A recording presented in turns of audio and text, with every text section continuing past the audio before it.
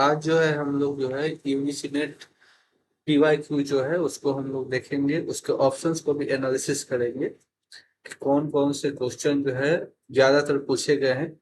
हम लोग जो है सभी ऑप्शंस को जो है एक एक करके भी जो है देखेंगे। जैसे यहाँ क्वेश्चन है first, which of the following evaluation type is implicitly design oriented to monitor learning process and providing ongoing feedback during the instruction process।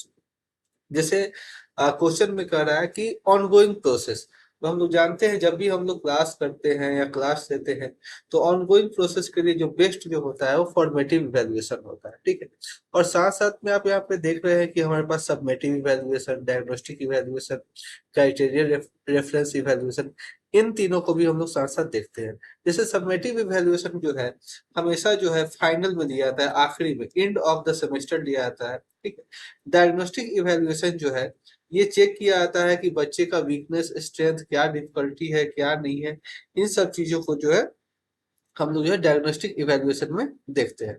जब बात करते हैं क्राइटेरिया रेफरेंस इवैल्यूएशन की, तो इसमें जो है हम लोग क्या करते हैं कि एक प्री डिटरमाइंड स्टैंडर्ड होता है। जैसे बच्चे सीटेट का एग्जाम देते हैं, तो सीटेट का एग्जाम देते हैं तो उससे पहले से रहता है कि अगर 90 मार्क्स आप लाए हो तो आप क्या है, आप जो है पास माने जाओगे, ठीक है। तो ये जो है आपका क्राइटेरिया रेफरेंस इवैल्यूएशन में आता है। इसी में जो है आपका जो है नॉन रेफरेंस टेस्ट भी आता है, जो क्या होता है, जो परसेंटाइल पे बेस होता है।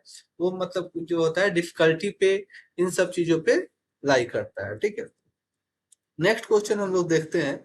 ये लिखा हुआ है, arrange the following level of teaching in increasing order of cognitive engagement and abstraction, ठीक है। तो हम लोग जानते हैं जो सबसे बेसिक लेवल है वो मेमोरी लेवल है, दूसरा जो है अंडरस्टैंडिंग लेवल है, तीसरा जो है रिफ्लेक्टिव लेवल है, ठीक है। ये जो है जून 2024 में पूछा गया था। मेमोरी लेवल जो है ये जो है हर्बेटियन दिया था।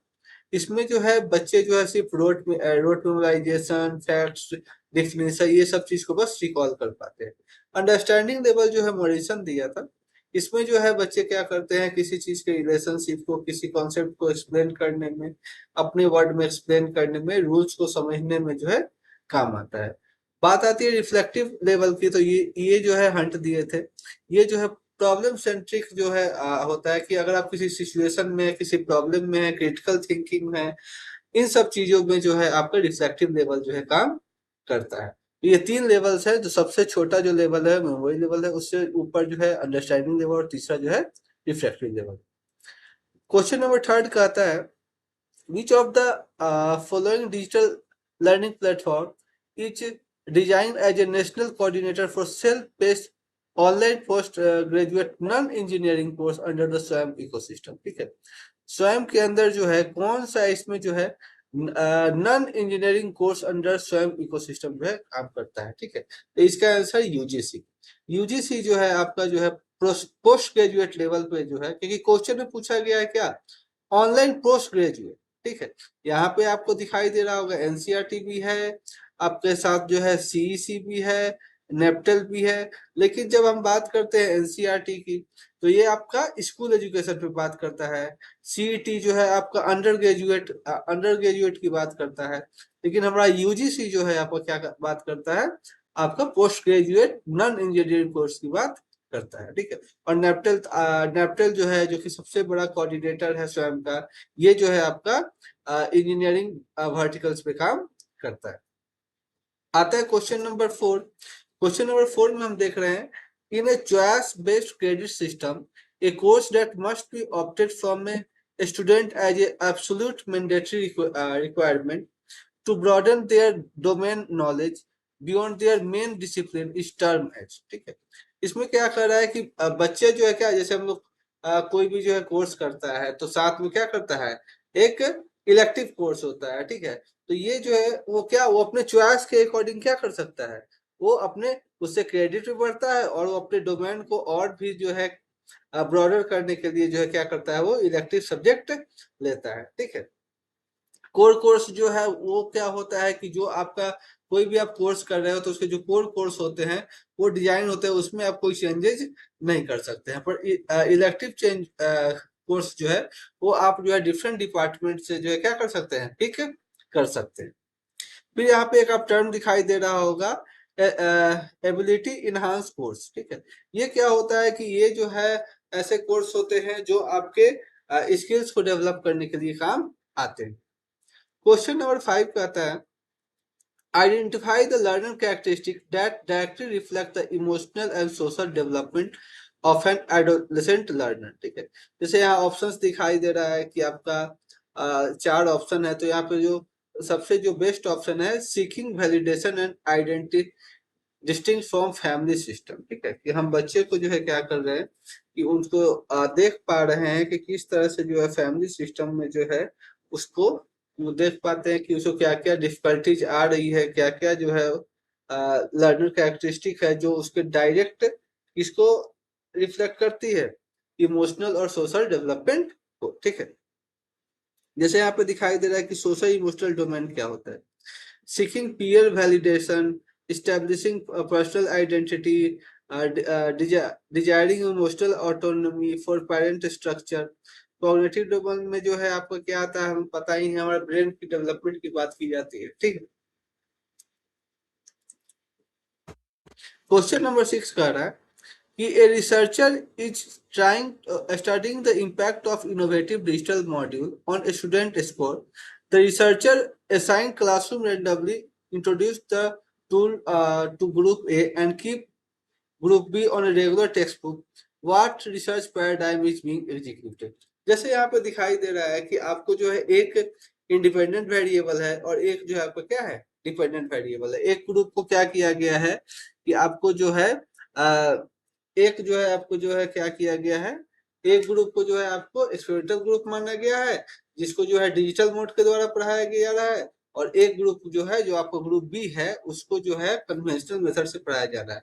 और देखा जा रहा है कि किसका इम्पैक्ट किस पे पड़ रहा है, क्या नया इनोवेटिव तरीके से पढ़ाने का इम्पैक्ट जो है बच्चों पे पड़ रहा है या नहीं पड़ रहा है। तो इस तरह की चीजें जो है अगर हम क्या करते हैं एक्सपेरिमेंटल और कंट्रोल ग्रुप को 2 जगह बांटते हैं, तो इस तरह की चीजें हम लोग एक्सपेरिमेंटल रिसर्च में करते हैं। हम लोग इंडिपेंडेंट वेरिएबल को मैनिपुलेट करके हम लोग डिपेंडेंट वेरिएबल जो हमारा होता है उस पर रिजल्ट जो है उस पर देखते हैं कि हमारा क्या इफेक्ट पड़ रहा है या नहीं पड़ रहा है। साथ साथ आपको यहाँ पे दिखाई दे रहा होगा अलग अलग जो है रिसर्चेज है, जैसे एक्स पोस्ट फैक्टर रिसर्च। इसमें क्या है, इसमें किसी तरह का मैनिपुलेशन नहीं हो रहा है, ऑलरेडी कोई चीज एग्जिस्ट हुआ है और उसका जो है हम रिजल्ट देख रहे हैं, ठीक है। फिर है यहाँ पे कि हमारा एक्शन रिसर्च का जो है क्या मतलब की सीक्वेंस है। तो हमारा एक्शन रिसर्च का जो सीक्वेंस है वो प्लान, एक्ट, ऑब्जर्व और रिफ्लेक्ट। ये किसने कॉइन किया था, कर्ट लेविन ने। किसने कॉइन किया था, कर्ट लेविन ने, ठीक है। तो इसका सीक्वेंस क्या है, प्लान, एक्ट, ऑब्जर्व और रिफ्लेक्ट। और ये जो क्या होता है एक साइक्लिक नेचर होता है, मतलब कि जो है अगर हमारा रिफ्लेक्शन के बाद अगर हमें ये पता चलता है कि जो जो दिक्कत था वो अगर सॉल्व नहीं हुआ है तो हम जो है क्या करते हैं रीप्लान करते हैं। फिर हमारा क्वेश्चन नंबर 8 आता है a researcher target a population across 3 distinct socio-economic layers, exact mathematical proportional. The researcher split the population into layers and used random number tables to pick sample from each. What sampling technique is this, ठीक है। तो यहाँ पे जो है क्या है stratified random sampling है। यहाँ पे कह रहा है कि तीन तीन जो है आपके सोशियो इकोनॉमिक लेयर्स है। मान लीजिए एक आपका जो हाई क्लास है, एक लोअर है, एक मिडिल क्लास है, ठीक है। लेकिन जब हम बात करते हैं स्ट्रेटिफाइड रैंडम सैम्पलिंग की तो इसमें क्या होता है कि homogeneity with in the group but heterogeneity between the group, ठीक है। और जब बात करते हैं हम क्लस्टर सैम्पलिंग की तो इसमें क्या होता है heterogeneity with in the group but homogeneity sorry, इसमें जो है आपका क्या होता है कि आपका heterogeneity with in the group and homogeneity between the group, ठीक है। तो इसमें क्या कर रहा है स्ट्रेटिफाइड रैंडम सैम्पलिंग को, इसको हम लोग इस तरह से भी देख सकते हैं कि अगर मान लीजिए हमारे पास जो है अगर कोई बहुत बड़ा ये पॉपुलेशन है उसमें से हमको मेल का, फीमेल का और बच्चों का, ठीक है, इन तीनों का जो है हमको क्या चाहिए, प्रत्येक प्रत्येक का जो है हमें क्या चाहिए, डाटा चाहिए, प्रत्येक से जो है हमको इनपुट चाहिए, तो हम जो है स्ट्रेटिफाइड रैंडम सैम्पलिंग करते हैं, ठीक है। जबकि क्लस्टर रैंडम सैम्पलिंग में जो है हम इंटायर ग्रुप को जो है लेके चलते हैं। फिर आता है हमारे पास 9th क्वेश्चन कि when a research committed a type 1 error during statistical hypothesis it logically means that, इसका मतलब होता है the researcher reject a true null hypothesis. मतलब जब टाइप 1 एरर होता है तो रिसर्चर क्या करता है, ट्रू नल हाइपोथेसिस को क्या करता है, रिजेक्ट कर देता है। और टाइप 1 एरर को हम लोग अल्फा से डिनोट करते हैं, टाइप 2 एरर को हम लोग बीटा से डिनोट करते हैं। टाइप 2 एरर में क्या होता है कि the researcher accept or fail to reject a completely false null hypothesis, ठीक है, इसको फॉल्स निगेटिव भी कहा जाता है, ठीक है। फिर है हमारा क्वेश्चन नंबर 10। इसमें क्या है कि ये जो है यूजीसी रेगुलेशन लाई थी, उसमें क्या हुआ था कि अगर आप क्या कर रहे हैं कि अगर आप अपने थेसिस को जमा कर रहे हैं, ठीक है, तो उसमें कितने परसेंट प्लेगरिज्म हो सकते हैं या नहीं हो सकते हैं, इसका प्रावधान निकाला था। और इसमें जो है आप 4 लेवल देख सकते हैं, लेवल 0, लेवल 1, लेवल 2 और लेवल 3। लेवल 0 जो है ये एक्सेप्टेबल होता है, इसमें अप टू 10% जो है सिमिलरिटी चलता है। लेवल 1 में क्या होता है कि 10% से 40% जो है प्लेगरिज्म होता है, जिसमें कहा जाता है कि आप 6 मंथ के अंदर जो है रिवाइज करके आप सबमिट अपना थेसिस करें। लेवल 2 में क्या होता है कि 40 to 60% होता है, और इसमें जो है क्या होता है कि 1 साल के बाद आपको सबमिशन करने की बात कही जाती है, 1 साल तक आप सबमिशन नहीं कर सकते हैं। लेवल 3 में क्या होता है कि अगर 60% से ज्यादा अगर सिमिलरिटी है तो आपका रजिस्ट्रेशन कैंसिल हो सकता है, ठीक है। ये जो दिया हुआ है डाटा, ये स्कॉलर के लिए है। ऐसा ही सेम डाटा जो है आपके फैकल्टी के लिए भी होती है कि लेवल 1, लेवल 2, लेवल 3, लेवल 4, उनको क्या किया जाता है कि लेवल 1 जो होता है, जो 0, उसमें जो है उनका 10% जो होता है सिमिलरिटी होता है। लेवल 1 में जो है आपका क्या होता है, जो कि कहा जाता है कि अपने जो थेसिस है उसको क्या करिए, मतलब वहां से विड्रॉ कर लीजिए। लेवल 2 में क्या कहा जाता है कि आप जो है ये 2 साल तक जो है मतलब किसी को जो है गाइड नहीं कर सकते। लेवल 3 में जो है आप लगभग 3 साल तक जो है गाइड नहीं कर सकते हैं। ये आपका जो है यहाँ पे हम लिखे नहीं हुए, लेकिन इसको आप लोग एक बार देख लीजिएगा, ठीक है। ये जो दिया हुआ है लेवल 0, लेवल 1, 2, 3, ये आपके स्कॉलर्स के लिए है, ठीक है। फिर है 11th number question.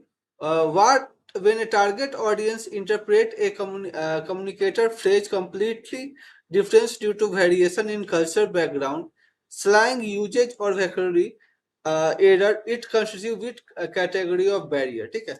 जब भी लैंग्वेज का, सिंबल का, साइन का इन तरह का दिक्कत आता है तो हम उसको सेमेंटिक बैरियर के नाम से जानते हैं, ठीक है। फिजिकल बैरियर में आपका क्या आ जाता है, आपका इंफ्रास्ट्रक्चर आ जाता है, आपका पुअर रूम आ जाता है, ठीक है। जो भी आपका इंफ्रास्ट्रक्चर ये सब आता है वो फिजिकल बैरियर में आ जाता है, ठीक है। साइकोलॉजिकल बैरियर में आपको पता ही है कि उसमें जो है एंजाइटी आ जाता है, फियर आ जाता है, मतलब अलग अलग जो है ये हमारा जो भी साइकोलॉजिकल इम्पैक्ट्स है वो आ जाते हैं, ठीक है।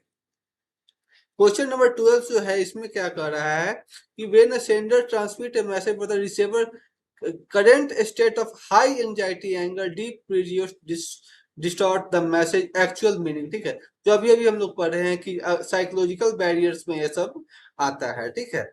उसमें जो है जो भी हमारा जो सेंडर होता है या रिसीवर होता है, वो जो है क्या होता है, उस कंडीशन में नहीं होता है कि किसी मैसेज को क्या कर सके, मतलब कि समझ सके, ठीक है। फिर है क्वेश्चन नंबर 13।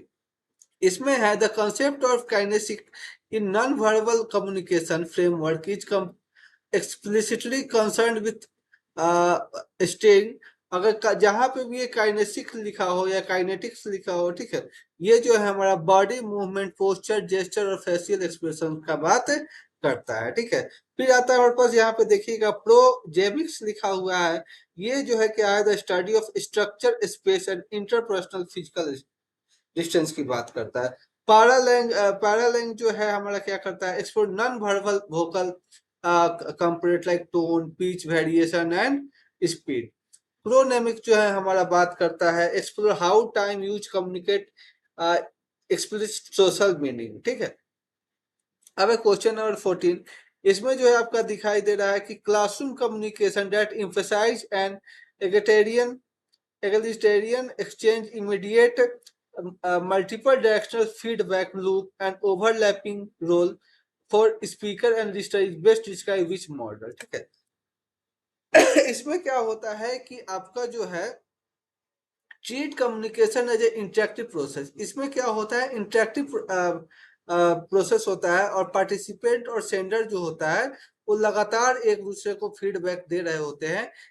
इसको जो है हम लोग क्या कहते हैं, ट्रांजेक्शनल मॉडल के नाम से जानते हैं। ठीक है, लीनियर मॉडल जो है आपका वन वे पाथ मॉडल भी कहा जाता है।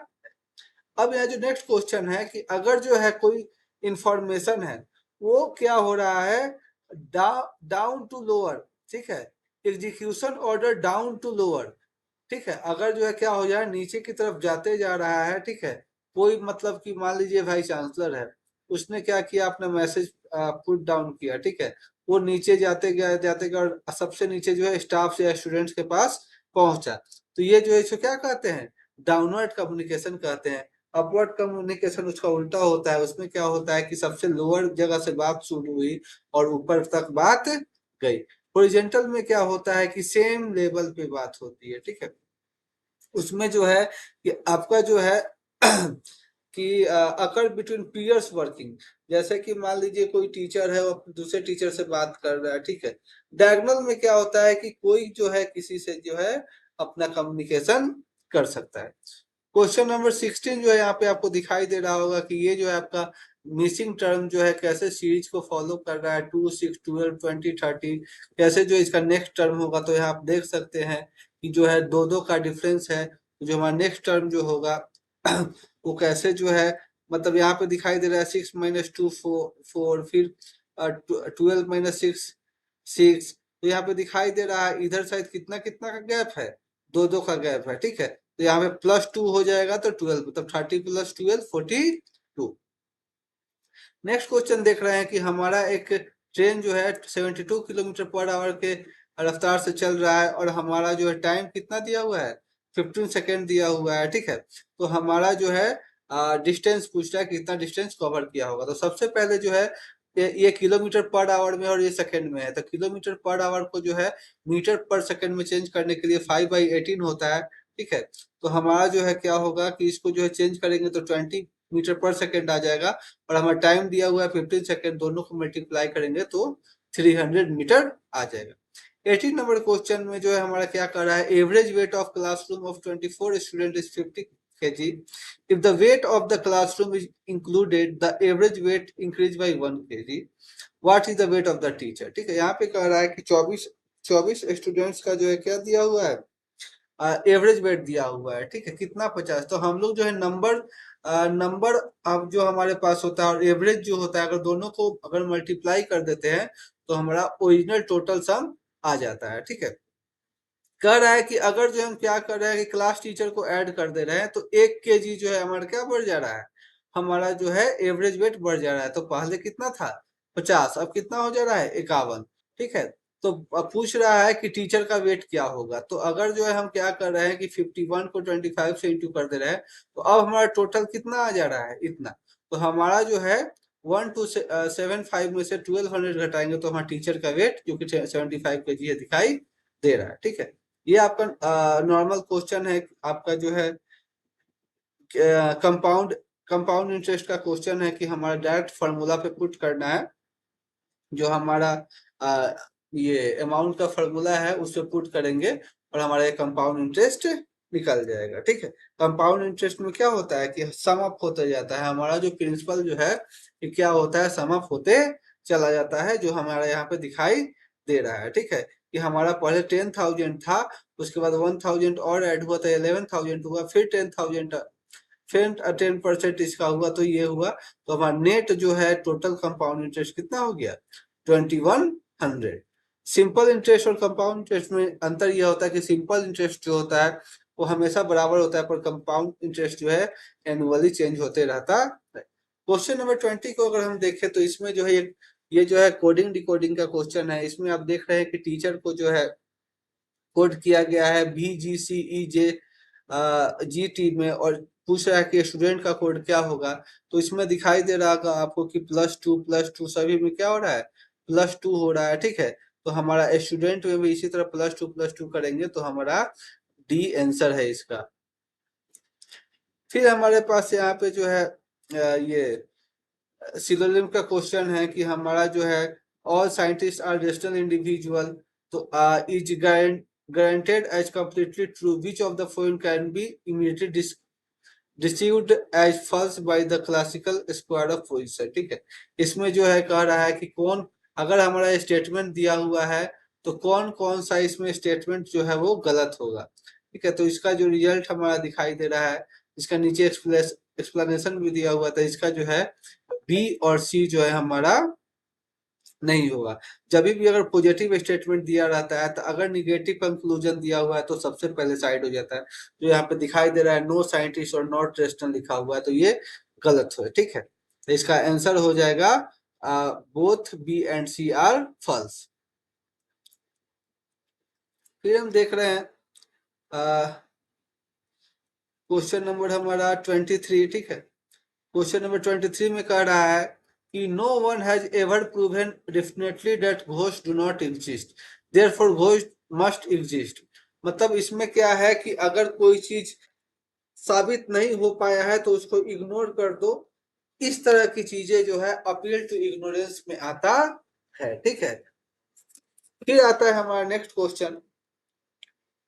In the classical Indian analogic term व्याप्ति split denote with the following conceptual relation, कि व्याप्ति से जो हमारा क्या समझ में आता है। तो व्याप्ति का मतलब होता है the logical foundation of Indian influence, अनुमाना, ठीक है।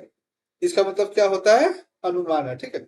It refers of the invariant non causal relationship connecting the हेतु, जो कि हमारा क्या होता है, मतलब कि जिसको हम लोग ये रिजल्ट भी कह सकते हैं, और हमारा साध्य मतलब हमारा जो है कॉज भी कह सकते हैं, ठीक है। तो इन दोनों के बीच में क्या होता है, हमारा अनुमाना होता है। क्वेश्चन नंबर 25 हम लोग देखें तो इसमें जो है दो हमारे पास दिया हुआ है, और इसमें से पूछ रहा है कि हमारा कौन सही होगा। जैसे लिखा हुआ है all books are bundle of paper, all bundles of paper are informative material. जाहिर सा बात है, अगर इसको ए माने और इसको बी माने तो ये, और ये बी माने और सी माने तो ए इक्वल टू सी हो जाएगा, ठीक है। ये हमारा डीआई का क्वेश्चन है। इसमें हमको दिखाई दे रहा है कि हमारा जो है ईयर्स का और प्रोडक्शन का दिया हुआ है। तो क्वेश्चन पहला पूछ रहा है कि calculate the percentage increase in car production from 2022 से 2024, ठीक है। कि 2022 से लेकर 2024 तक जो है कार का प्रोडक्शन जो है ये कैसे जो है हमारा परसेंटेज में इंक्रीज हुआ है। तो अगर इसका हम यहाँ पे सॉल्यूशन देखें तो यहाँ पे जैसे लिखा हुआ है कि सबसे पहले जो है एब्सोल्यूट ग्रोथ देखना है, किसका, 22 का और 24 का।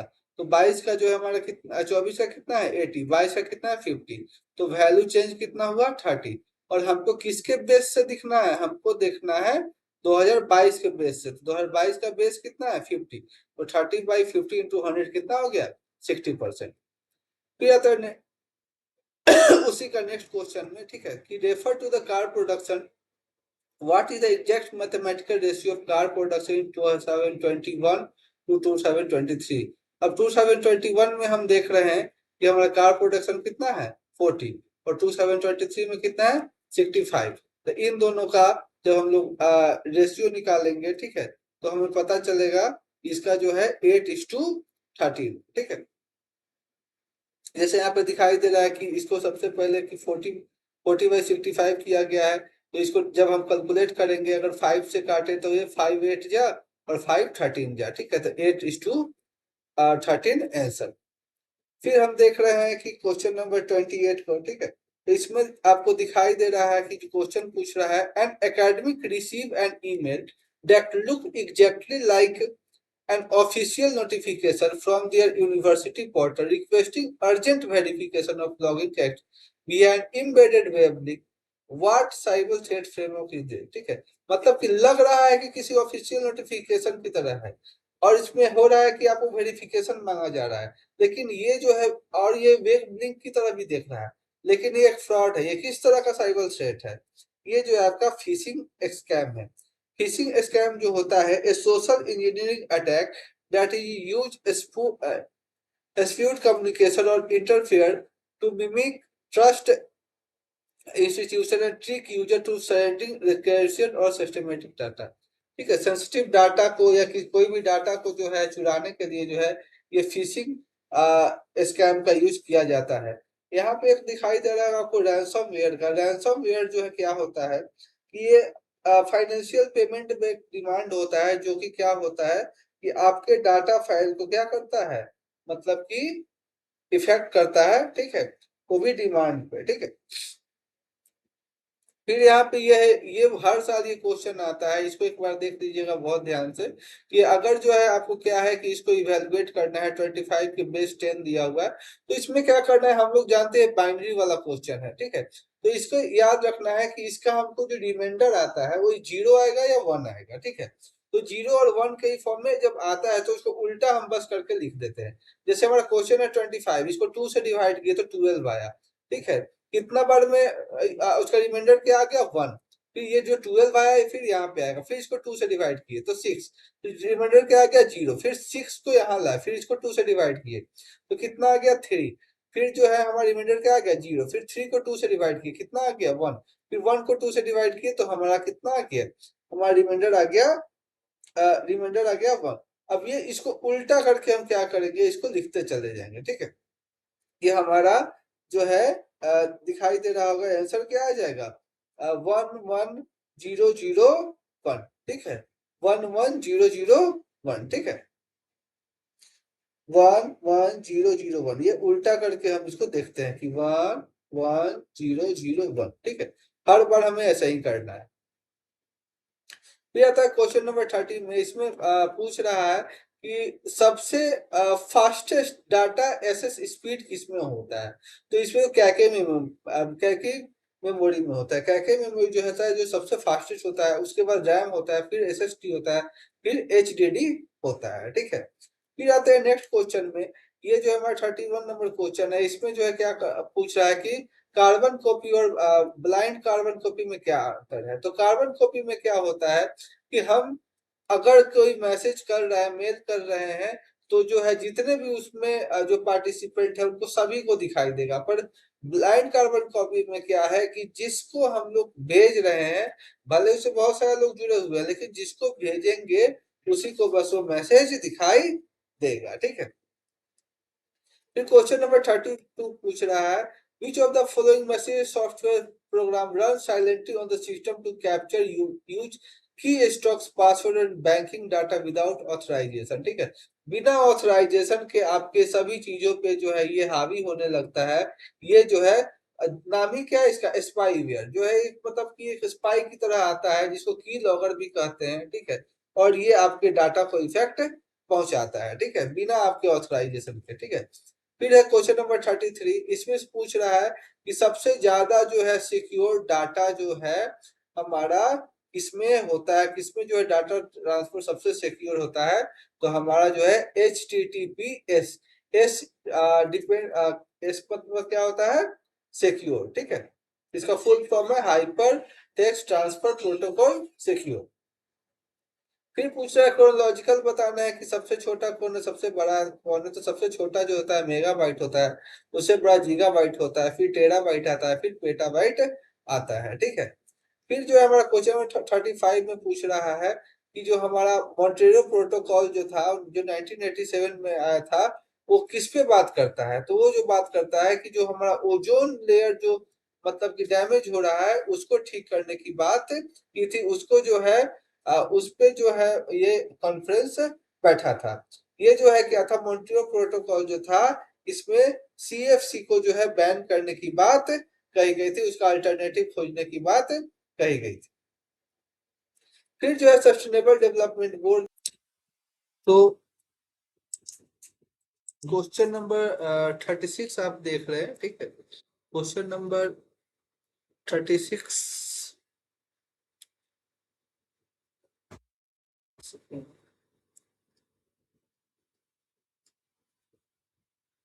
क्वेश्चन नंबर 36 में जो है, इसमें जो है सस्टेनेबल डेवलपमेंट गोल की बात कही गई है, ठीक ठीक है। तो ये जो आपका सस्टेनेबल डेवलपमेंट गोल है, इसके पहले जो आया था वो जो था वो मिलेनियम डेवलपमेंट गोल था, वो 8 थे, ठीक है। तो हमारा जो है उसके बाद जो है वो कब आया था, 2000 में आया था और 2015 तक था, ठीक है। 2015 में जो है हमारा सस्टेनेबल डेवलपमेंट गोल आता है, जो कि 17 गोल्स और 169 टारगेट्स के साथ आता है, ठीक है। और इसमें जो है आपके ये 17 गोल्स जो है बहुत ही इंपॉर्टेंट हो जाते हैं, इसको आप लोग ध्यान में रखिएगा, ठीक है। फिर आपका नेक्स्ट जो है, which of the following atmospheric pollutant is the primary driver behind the formation of industrial photochemical smog in major urban area, ठीक है। मेजर अर्बन एरियाज में जो है कौन सा ऐसा पॉल्यूटेंट है जो मतलब कि इंडस्ट्री से निकलता है और बहुत ही ज्यादा जो है एटमॉस्फेयर को डैमेज करता है, तो उसमें आपका आता है oxide of nitrogen and volatile organic compound, ठीक है। Oxide of nitrogen and volatile organic compound. आप यहाँ देख सकते हैं कि जैसे यहाँ पे लिखा हुआ है photochemical smog formed when primary tailpipe emission like nitrogen oxide, volatile or organic compound undergo solar chemical modification under sunlight yielding ground level, ठीक है। ये जब सनलाइट के अंदर आता है तो ये और ज्यादा जो है क्या करता है, डैमेज करता, ठीक है। जो दूसरा आपको दिखाई दे रहा है वो है सल्फर डाइऑक्साइड। सल्फर डाइऑक्साइड जो है drives classical industrial winter smoke rather than solar active photochemical smoke, ठीक है। ये जो आपका जो है, आप लोग सुनते होंगे कि एसिड रेन, ये सब, इन सब चीजों में जो है सल्फर डाइऑक्साइड का जो है मतलब कि ये हमें इम्पैक्ट डालता है। फिर है हमारा दिखाई दे रहा है क्वेश्चन नंबर 38। क्वेश्चन नंबर 38 में कहता है the legally binding conference climate agreement that introduce differentiate emission reduction target for develop countries in 1997, ये बहुत इंपॉर्टेंट लाइन है, ठीक है। कि सिर्फ और सिर्फ डेवलप कंट्रीज का जो है बात किया गया था, ठीक है। इसमें जो है क्या है कि आपका जो है आता है क्योटो प्रोटोकॉल। क्योटो प्रोटोकॉल जो है इसमें ग्रीन हाउस गैस इमिशन पे जो है बात हुई थी कि जो भी आपका जो है डेवलप कंट्री जो है वो कैसे इन सब चीजों से ठीक हो, ठीक है। तो ये क्योटो प्रोटोकॉल इसलिए जरूरी हो जाता है कि ये जो है डेवलप्ड कंट्रीज की सिर्फ बात करती है। फिर आता है क्वेश्चन नंबर 40। ये जो आपका क्या कर रहा है, which of the following organic water pollutant is most responsible for ट्रिगिंग and rapid eutrophication in the fresh water bodies like lake, ठीक है। कि हमारा जो है मतलब कि हमारे पानी में जाके हमारे जो है पानी को क्यों, कौन सा जो है पॉल्यूटेंट जो है खराब करता है, ठीक है। वो जो है आपका phosphate and nitrate run off from fertilization. जो फर्टिलाइजर से फॉस्फेट और नाइट्रेट निकलते हैं वो पानी में रहने वाले जो जीव जंतु है को क्या करते हैं, बहुत ही ज्यादा हार्म करते हैं, ठीक है। यहाँ पे जैसे दिखाई दे रहा है कि यूट्रोफिकेशन लूप क्या होता है, agriculture run of introducing excessive nitrate and phosphate fuel massive algal blooms, decomposing organic matter, then consume dissolved oxygen, suffocating aquatic life। ये क्या करता है, एक लेयर की तरह बन जाता है पानी पे, क्या होता है नाइट्रेट का और फॉस्फेट का लेयर बन जाता है, जो कि एक्वेटिक जो जीव होते हैं उनको जो है ऑक्सीजन लेने में दिक्कत होती है और वो जो है भारी मात्रा में क्या होते हैं, मरते चले जाते हैं। क्वेश्चन नंबर 41 का आता है कि which of the following natural hazard is categorized as a geophysical event rather than an hydrometeorological event, ठीक है। कौन सा जो है आपका जियोलॉजिकल इवेंट है, ना कि हाइड्रोलॉजिकल मेटेरोलॉजिकल इवेंट। तो आपका वोल्केनिक इरप्शन इसमें जो है आपका जियोफिजिकल इवेंट है, ठीक है। अब ये जियोफिजिकल इवेंट होता क्या है, hazard originating from internal tectonic force of crystal movement. जब क्रस्ट के मूवमेंट की वजह से जो आपदा आती है, जो मतलब टकराव होते हैं और उसके बाद जो है उसके अंदर से लावाज का फॉर्मेशन होता है, अर्थक्वेक का फॉर्मेशन होता है, वो आपका जियो फिजिकल इवेंट्स कहलाता है। जबकि हाइड्रोमेट्रियोलॉजिकल हैजर्ड जो होता है वह ये एटमॉस्फेरिक क्लाइमेट चेंजेस इन सब की वजह से होता है, जैसे साइक्लोन, फ्लड, ड्रॉप्स, ये सब जो है आपका एटमॉस्फेयर में जो होता है प्रेशर के चलते, जो है एटमॉस्फेरिक प्रेशर के चलते होता है। ठीक है, फिर आपका नेक्स्ट क्वेश्चन आता है, क्वेश्चन नंबर 42 पूछता है कि जो आपका नेशनल एजुकेशन पॉलिसी जो 2020 है वो 10+2 के स्ट्रक्चर को चेंज करके कौन सा आया है? तो वो जो है 5+3+3+4 आया है, जो कि जो फर्स्ट जो आपका जो है 5 साल फाउंडेशनल स्टेज है, उसके बाद 3 साल जो है प्रिपरेटरी स्टेज है, फिर उसके 3 साल बाद मिडिल स्टेज है, फिर उसके बाद जो है आपका सेकेंडरी स्टेज आता है। इसको हम ऐसे भी देख सकते हैं कि आपका जो है बाल वाटिका से लेके क्लास 2 तक जो है आपका मतलब कि क्या आता है कि फाउंडेशनल स्टेज आता है, 2 से लेके जो है आपका 5 तक जो है आपका आता है प्रेपरेटरी स्टेज, 6 to 8 जो है आपका आता है मिडिल स्टेज, और 9 to 12 जो आता है आपका सेकेंडरी स्टेज।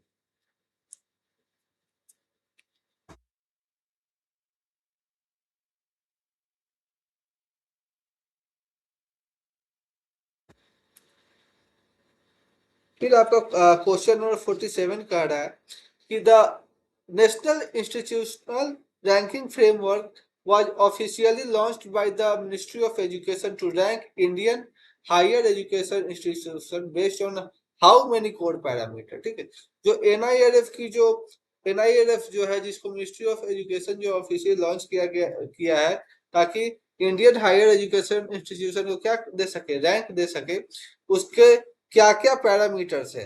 तो सबसे पहले तो उसके 5 पैरामीटर्स है। ठीक है, तो पांचों पैरामीटर इस तरह से, पहला टीचिंग लर्निंग एंड रिसोर्सेज, दूसरा रिसर्च एंड प्रोफेशनल प्रैक्टिसेस, तीसरा ग्रेजुएशन आउटकम्स, चौथा आउटरीच एंड इंक्लूसिविटी, और पांचवा परसेप्शन।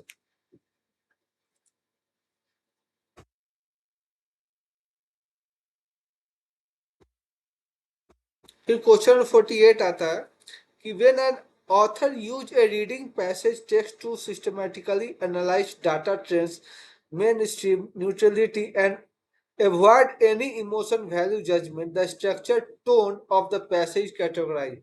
यहाँ पे structured tone की बात की गई है, जिसमें जो है एक क्या कर रहा है कि वो बहुत ही न्यूट्रल है, वो किसी तरह का उसमें बायसनेस नहीं है, तो उस तरह के टोन को जो है एनालिटिकल टोन कहा जाता है। ठीक है,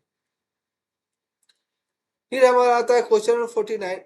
इसमें कह रहा है to locate the most accurate answer for a central theme और title comprehension, a candidate must structure their selection to look from an opinion. ठीक है, उस जब हमें क्या करना हो कि सेंट्रल थीम को देखना हो, तो हमें जो क्या करना चाहिए, capture the overarching primary argument support across all the section of the text. हमें जो है जितने भी पूरे जो पैराग्राफ है उसके जो है हर सेक्शन में देखना चाहिए कि किस पे ज्यादा जो है आर्गुमेंट हुआ है, किस पे ज्यादा जो है चर्चा हुई है, किस पे ज्यादा एम्फेसिस हुआ है, उससे जो है हमारा सेंट्रल थीम का आंसर निकल जाता है। फिर जो है लास्ट क्वेश्चन है हमारा, when processing and inference based true false multiple statement selection matrix question in paper 1 comprehension what represent the separate analytical practices. ठीक है, कि जब हम लोग क्या करते हैं पेपर 1 के रीडिंग कॉम्प्रिहेंशन को सॉल्व कर रहे होते हैं, तो हमें जो है किस तरह के चीजों को ध्यान देना चाहिए, सेपरेट एनालिटिकल प्रैक्टिसेस क्या होता है। तो इसका आंसर है relying strictly on verifying implicit conclusion that can be logically deduced directly from the author present। मतलब इसमें अपना कोई बायसनेस नहीं आना चाहिए, इसमें जो है जो लॉजिकली एकदम करेक्ट है उस पे जो है हमें उस आंसर पे कायम रहना चाहिए। थैंक यू, मिलते हैं नेक्स्ट वीडियो में। ये टॉप 50 क्वेश्चन है जो मोस्ट रिपीटेड है, हम जो है आगे भी जो है नेक्स्ट जो है शेयर करेंगे जल्द। थैंक यू, जय हिंद।